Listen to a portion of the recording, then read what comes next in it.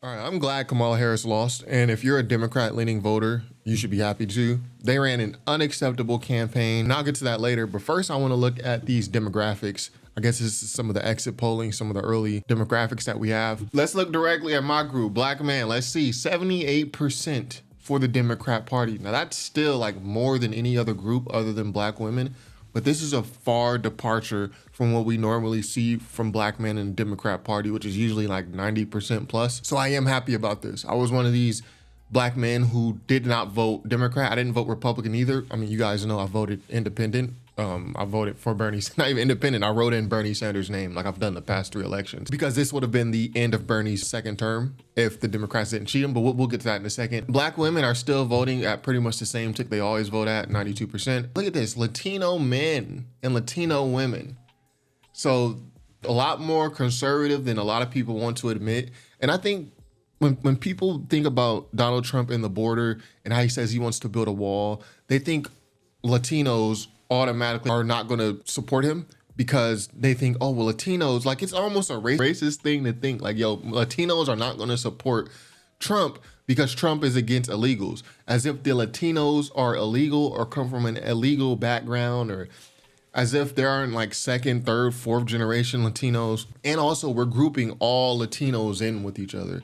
Like Mexicans, Puerto Ricans, Cubans, these are all very different groups. There's also the fact that there are thousands, if not millions of Latinos in America who are here legally, who got here legally, who parents went through the legal process, who are not necessarily automatically pro-immigration, pro-opening the borders just because these people speak the same language as me, Spanish. So Latinos, huge turnout for Trump. White women, white men, majority voted for Trump. 32% non-whites voted for Trump. Now, the age demographic is a little bit further down, but look at this. The Democrats are supposed to be running away with the young vote. 55%, 18 through 29, voted for Kamala, which is good, but it's supposed to be a lot more than this. And maybe I'm just jaded by the Obama years. That's the years that I became eligible to vote during Obama. All of my college, the entire time I was in college, Obama was president, and that includes grad school. But yeah, I mean, the Democrats, they run an unacceptable campaign. And why do I say this is unacceptable, right? I'm glad a large number of Black men have woken up and kind of shifted. Now, I'm not saying go Republican. I'm saying just withhold your vote until the Democrats can prove that they can change up their strategy. This is why I think when people say, oh, non-vote, you can't speak about anything, you're dumb because you didn't vote, like Scottie Beam said, like you're dumb, and she's making all these insults to people who didn't vote. Y'all over there bragging about not voting, you fucking loser. You're a fucking idiot and a loser. This is why I think not voting is effective in some cases, because it shows in the numbers. So now when Democrats, the next election, the midterm elections that come up in 2 years, they have to look at this and say, how do we get Black men back? How do we get Latino men back? And now they're going to start doing things to help get you back. It's going to affect you directly, which is a good thing, right? Unless it's just mindless pandering, which they seen did not work. Democrat Party, you got to think, what have they given us the past 3 elections? In 2016, the most popular Democratic candidate was Bernie Sanders, bar none. He was the most popular. They cheated him out of that spot, gave it to Hillary Clinton, who lost to Trump. Your most popular Democratic candidate, and yeah, it's a Bernie rant, I'm about to go on.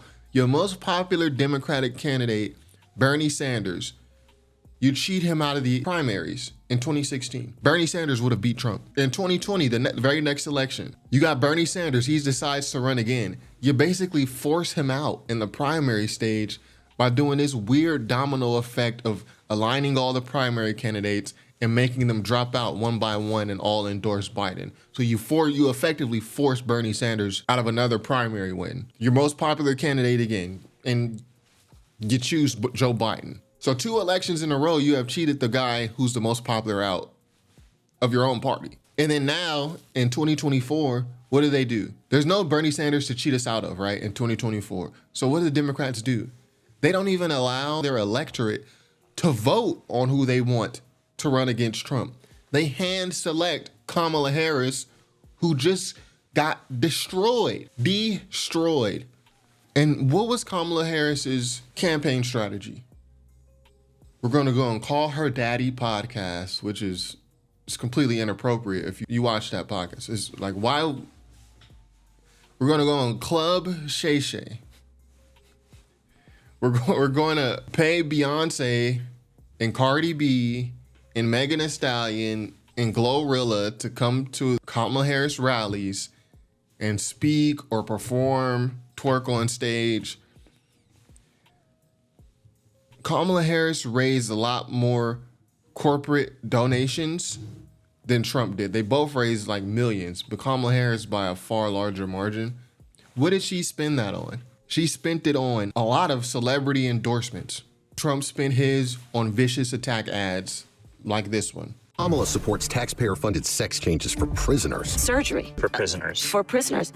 Every transgender inmate in the prison system would have access.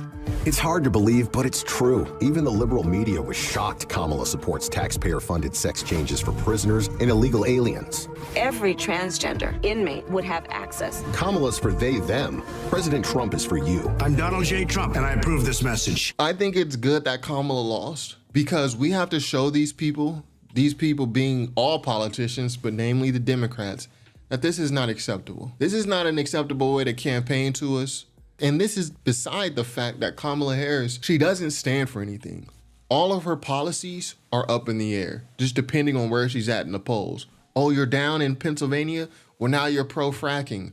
Oh, well, you're up in California? Well, you don't even need to go there. Oh, your LGBT vote is low. Talk about trans rights. She really feels no backbone. She's just doing what people say. She's going with whatever the popular nomenclature is, which is why I also don't think a Kamala Harris presidency would have been that bad, because I don't think she would have been the one running it. I think it would have been completely handled by her team. And I think if she started losing support, losing approval rating, like just the way she is, she would have done things to try to get her rating back up. Whereas Trump really doesn't care, or Biden doesn't really care. They're going to do what they do. She just seems a lot more malleable with the wind. So yeah, Kamala's campaign strategy: call her daddy podcast, Club Shay Shay, pay celebrities to appear at rallies. The Democrats got destroyed. They lost everything. They even lost the popular vote. When Trump beat Hillary Clinton in 2016, Hillary Clinton won the popular vote, meaning she had more total votes. Kamala even lost the popular vote.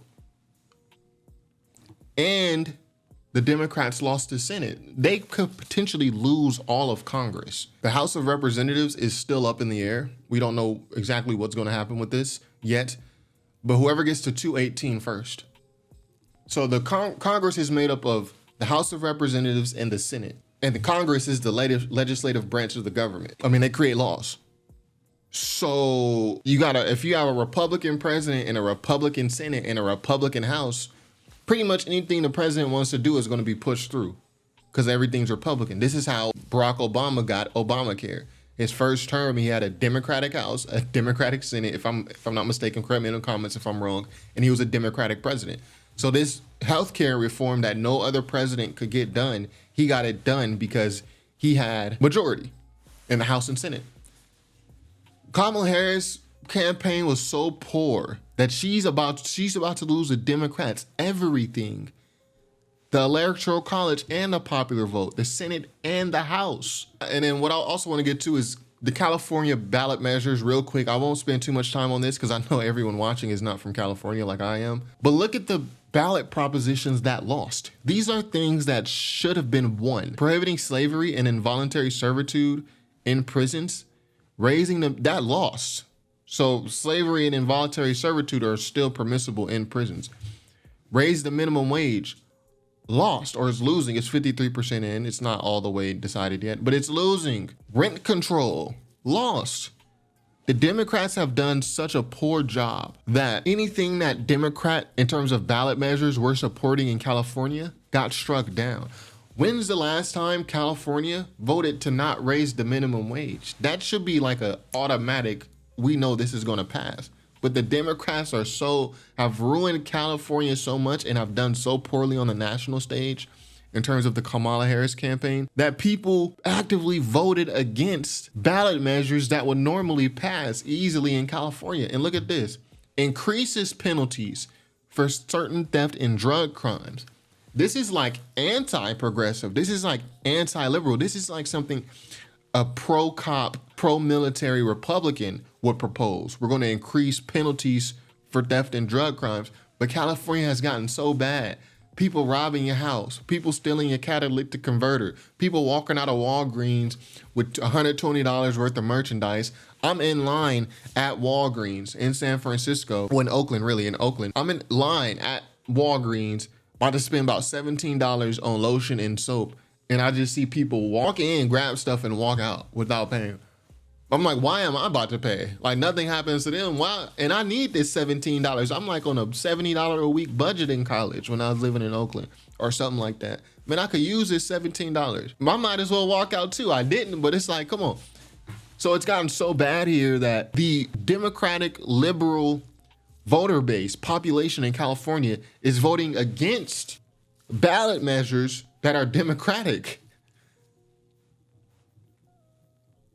It's like we're losing trust. And this is the most democratic, liberal state in the entire United States of America. And it's moving.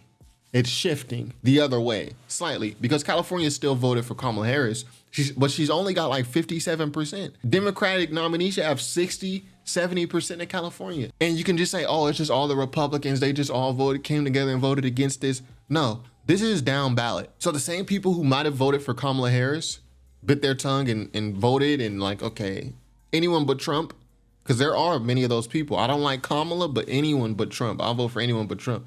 Those same people who voted for Kamala still went down and was like, nah, I don't really trust the Democrats in our state to do this stuff, right? To do this anymore. That's where we're at. Democratic Party, complete failure. I saw this in 2016. That's why I didn't vote for them.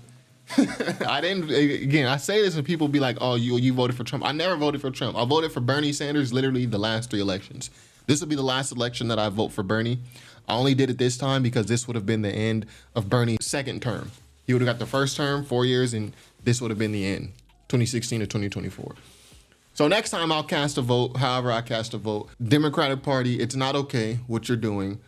You're inviting celebrities, you're spending your money on celebrity endorsements. California is a national disgrace right now in terms of crime, theft. There's a lot of nonsense going on here right now, which we need to fix. We have the most beautiful state in the entire United States of America. Let's not ruin it any further than it's been ruined. Yeah, it's not okay to cheat out your most popular candidate twice. Next time you have a popular candidate like Bernie Sanders, you might just want to work with him. You might want to let him go along in the electoral process as is normally permitted. And then if he gets elected into office, then you can try to taper him down a bit. And you shouldn't handpick a candidate like you just did with Kamala Harris. People don't like her. I gave her a chance. I won't say I don't like her, because I don't know her, but she's not believable at all. She's saying anything that she can to win the election. So that's why I'm glad the Democrats didn't win. Take this as a learning opportunity. Don't blame black men. Don't blame Latinos. Don't blame white women.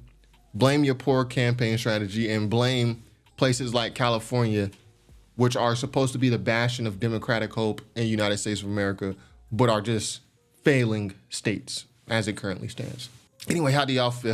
How do y'all feel? Y'all gonna continue to just vote blue no matter who? Or do you just think the Republican Party is so evil that you could just never see yourself voting for them? Let me know in the comments. Be sure to subscribe if you haven't already. Top5rapwebsite.com. Peace.